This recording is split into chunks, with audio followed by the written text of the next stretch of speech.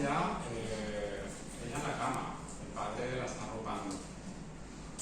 Entonces aquí salió la primera duda del libro, que fue el vestuario de María. Es decir, María ya empieza en la cama, por lo tanto, lógicamente lleva un pijama.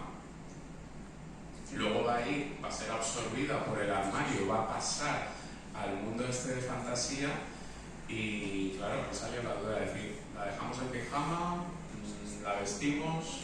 Entonces mientras preparaba el correo para enviárselo a Joan y al editor, diseñé una María con vestuario de calle, por si acaso, que es la que diseñé a la derecha. Si veis, en la imagen acabada está el vestuario dejado caer, el que llevan en el boceto. Bueno, el boceto lo volví a pegar una vuelta porque era una María más, la de la izquierda, de unos